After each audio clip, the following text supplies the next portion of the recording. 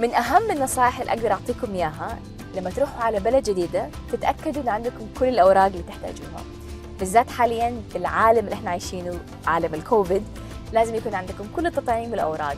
حاولوا تطبعوا كل شيء، وكمان يكون عندكم كوبيز في التليفون يساعد مرة كثير وما يخليكم تتأخروا في المطار.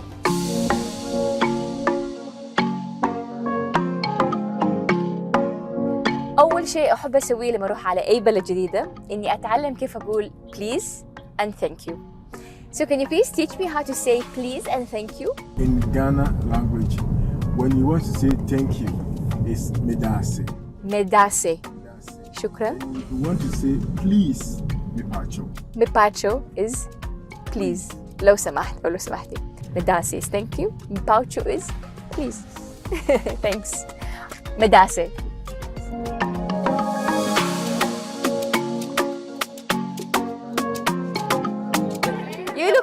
Tell her she's beautiful. You're beautiful. You want to go back to school? It's important for you to go back to school.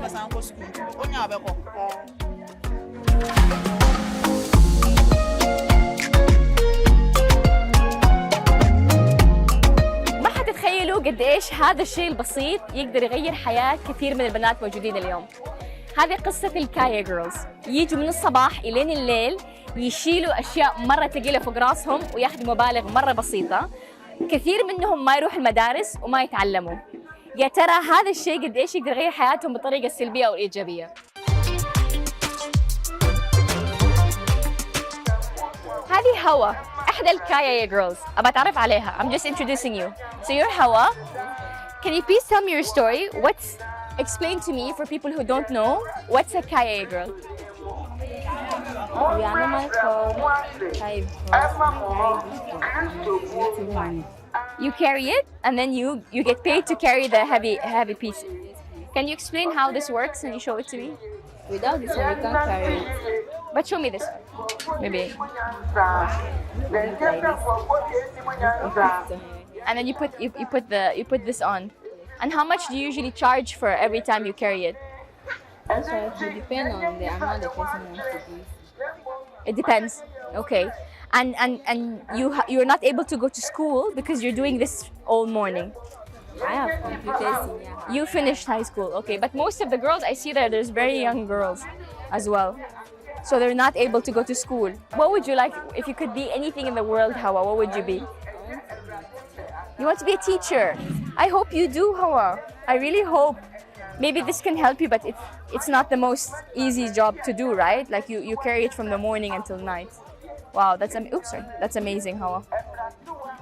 Thank you.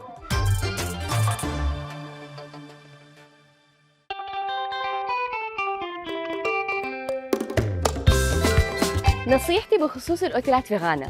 خارج أكرا شوية صعب بدكم تلاقوا أوتيلات أونلاين، فأنصحكم تلاقوا وسيط تثقوا فيه يساعدكم على حجز الأوتيلات اللي يمكن ما تلاقوها أونلاين.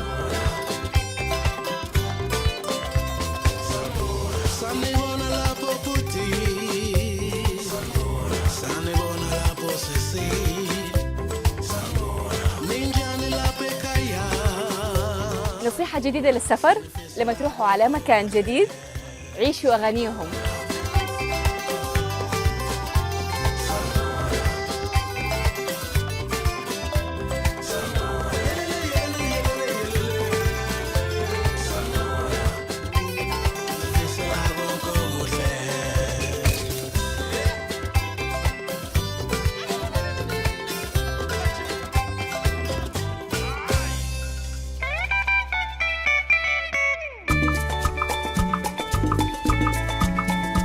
نصيحتي بالنسبة للأكل إنكم تيجي تاكلوا في الأماكن المحلية عشان تعيشوا الجو. هذا اسمه فوفو، من إحدى الأكلات الشعبية المشهورة فيها في غانا. يجي لحم وسمك. أنصحكم تجربوه لو تحبوا شيء جديد.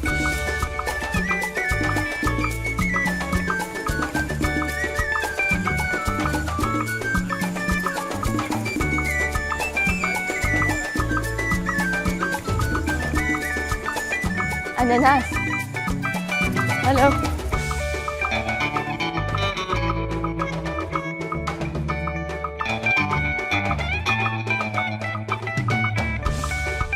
How are they walking on this with the thing on their head? Woo! واحنا ماشيين في الطريق لقيت جبال من الاناناس، فقررت اني انزل واسال ايش قصه الاناناس. طلعت جنب مزرعه مره كبيره من الاناناس، شوفوا كميه الاناناس. هلو.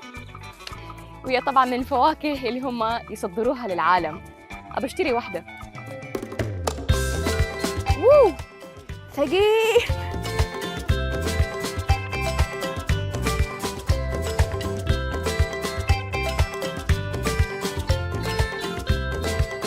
بعد ما لقيت مزرعة الأناناس لقيت جنبها في قرية، واكتشفت إن في هذه القرية عندهم مشكلة كبيرة.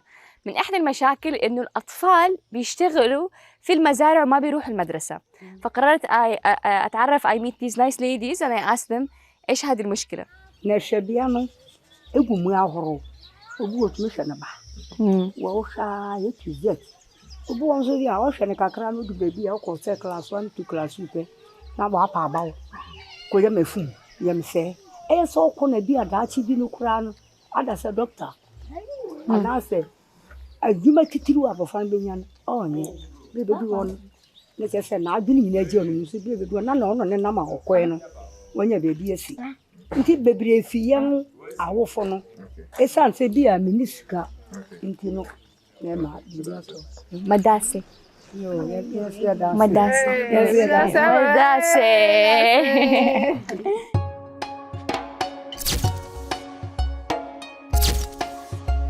How old? 2 years. And you? Hi. Is your sister? Stephanie? Stephanie Ako. I'm Raha. Raha. Yeah? And how are you, Rebecca? How old are you? 8 years. You're 8 years old? You're 8. Do you want to go to school? Yes. Yeah. للأسف معظم الأطفال يختاروا إنهم يروحوا يشتغلوا بدل من إنهم يروحوا المدرسة، لأنه أهليهم ما عندهم القدرة إنهم يصرفوا عليهم. وكمان للأسف في كثير من الأطفال أيتام، وهذا السبب الأساسي اللي يخلي الأطفال ما يتعلموا، وطبعاً يسبب مشاكل مرة كثيرة في المجتمع. أنا ححاول ألاقي شخصية أو أحد قاعد يسوي شيء مختلف أو قاعد يحاول ينقذ هذول الأطفال، وأحاول أدعمهم قد ما أقدر.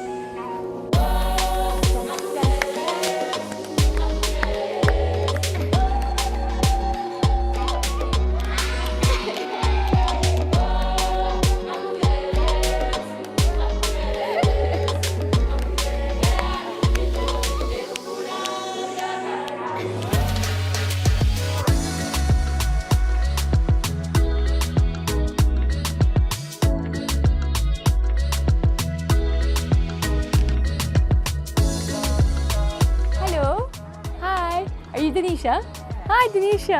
Raha, very nice to meet you. Nice to meet you too. I heard about you and I really wanted to know more about your story. So can we have a chat? Yeah. Beautiful store, by the way. Thank I love the you. colors.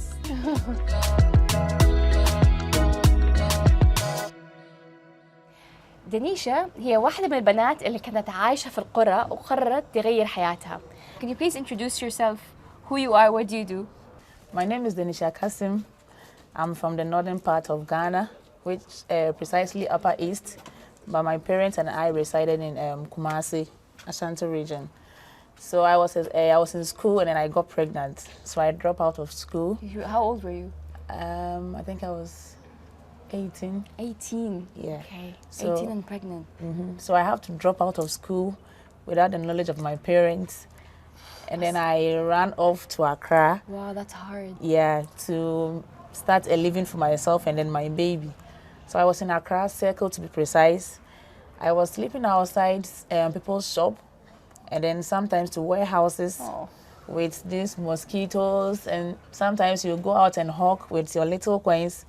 Thief also come and then take it away from you. So it wasn't easy. I moved from shop to shop, like where I would lay my head.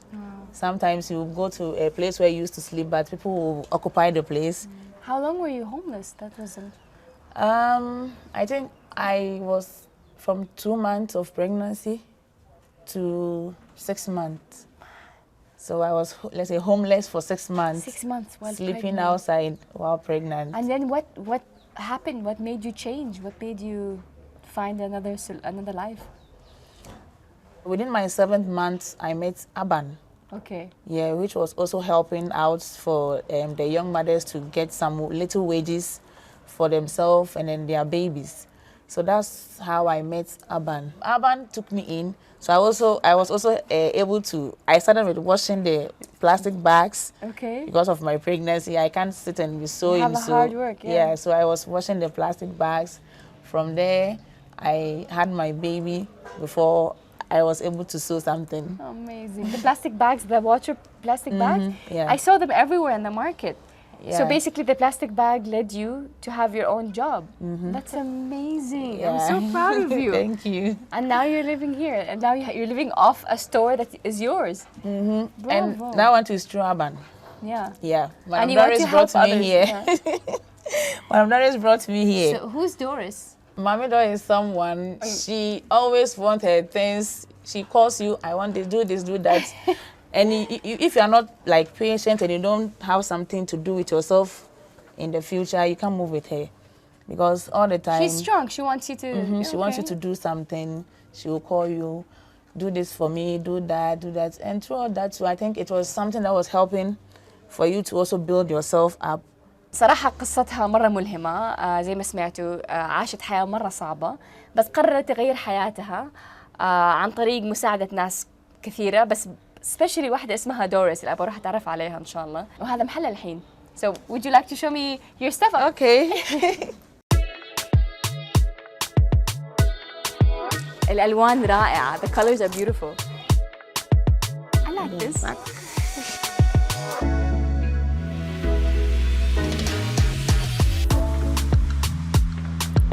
الحلو في محلها إن معظم الأشياء شغل يد واللي لفت انتباهي إنه هذول مصنوعين من بلاستيك أو قزاز so it's recycled pieces. مرة حلوين إنه استخدموا أشياء ونفايات زي البلاستيك اللي هي استخدمتها عشان تغير حياتها عشان يسوي شيء جديد وجميل. It's amazing. رائع صراحة. Can you please tell me how much is it? One is 40. Okay, I'll take one, but what do you think? Which one do you think suits me more? This one. The white one. Yeah. I agree. Okay, I'll take the white one. Here you go. I'll give you. Here you go. 40. Yep. Thank you so much. Thank you. نصيحة للسفر بالذات أماكن زي غانا لازم تحولوا الفلوس لعملتهم المحلية. أي مدينة خارج أكرا ما حيحولوا لكم إياها، فتأكدوا يكون عندكم كمية كافية من العملة المحلية.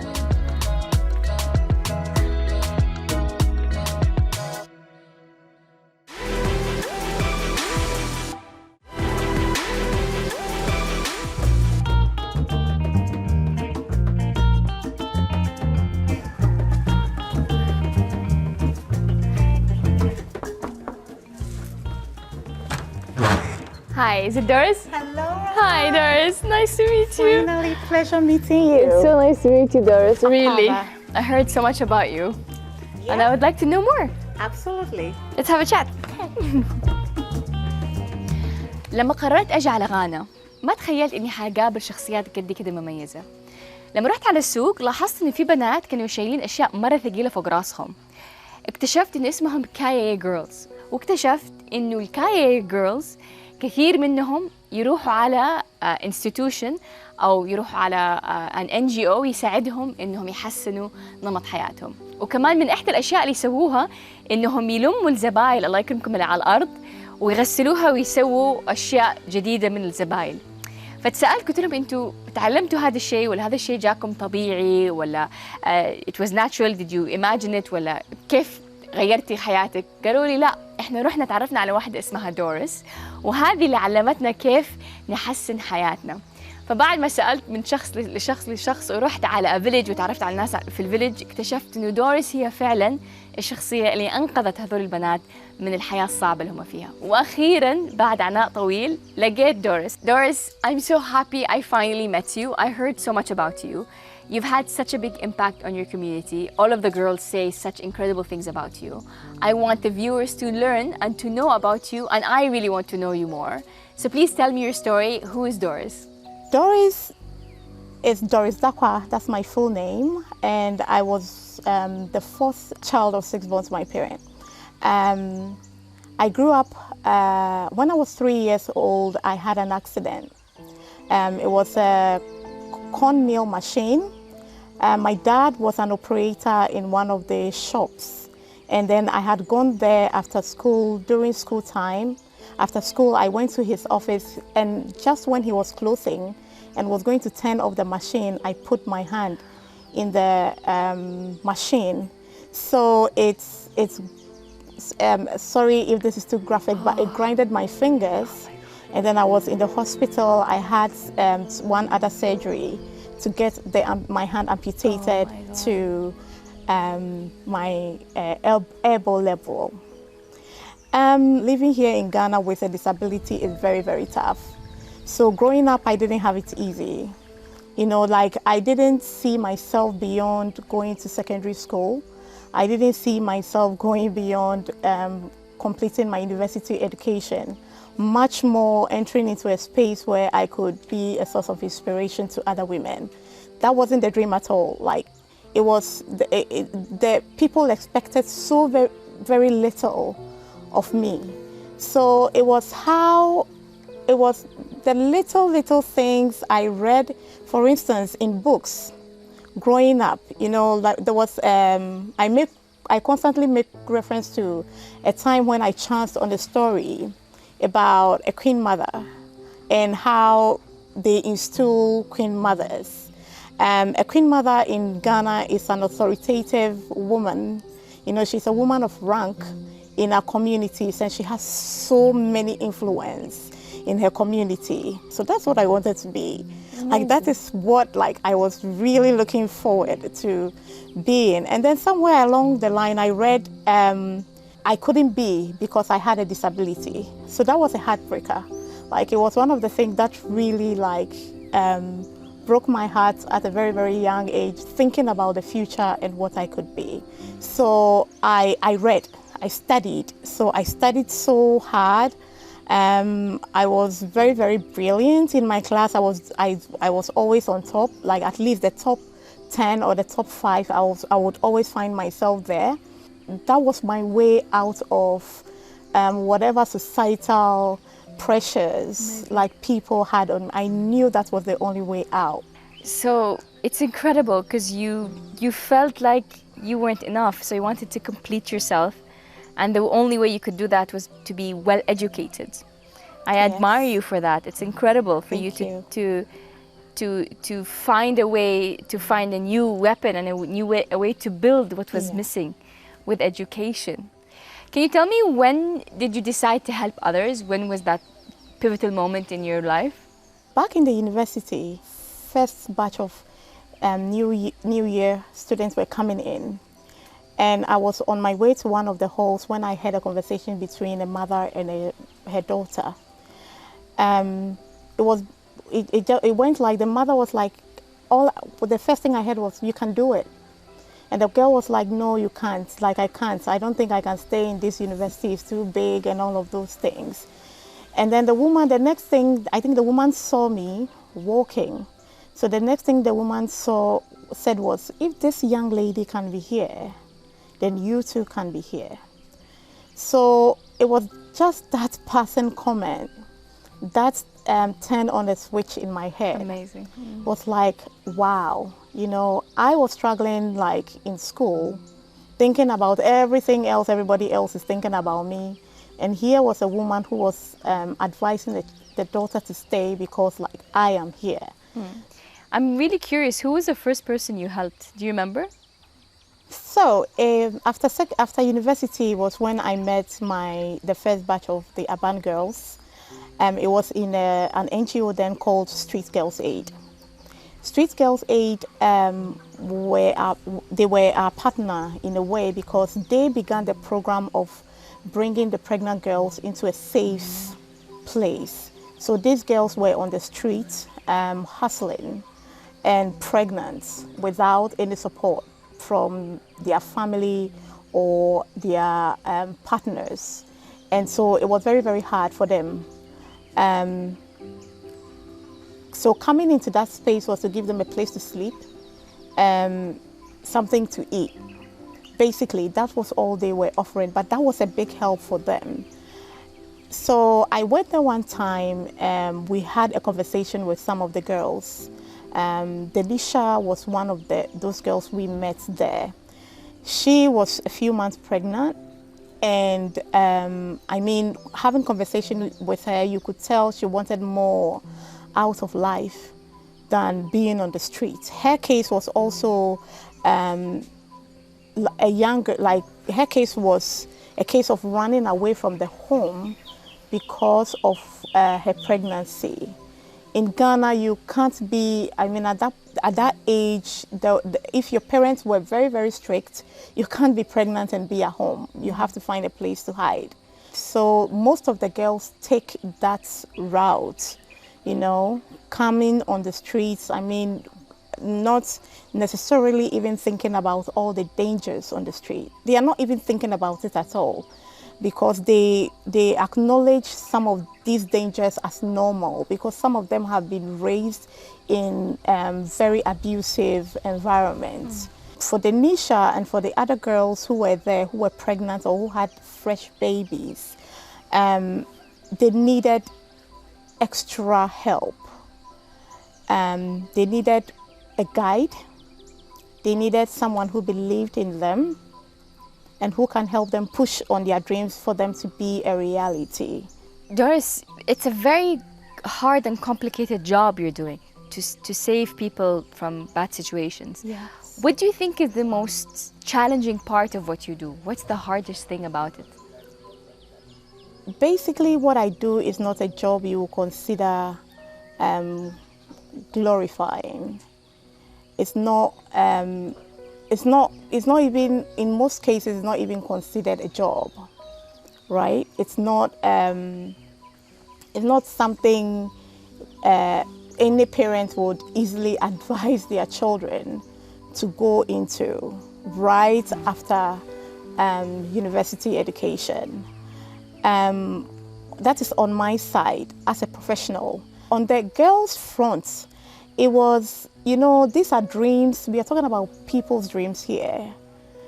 They had dreams, and these are human beings whose dream you have basically like promised or told you are going to help bring to life. So it was no joke. So there was the pressure of making sure that anything that we were doing, those girls were going to succeed. Doris, listening to you is just incredible, very inspiring. I'm honored to be able to sit and talk to someone who made such an impact, and I want the world and the viewers to know more about you. Thank you, Raha. You've changed the life of so many people, and everyone is paying it forward. So thank you so much for sharing it. I think you're incredible. I hope you continue the work you do. Thank you so Thank much. you. Thank you too. You're welcome.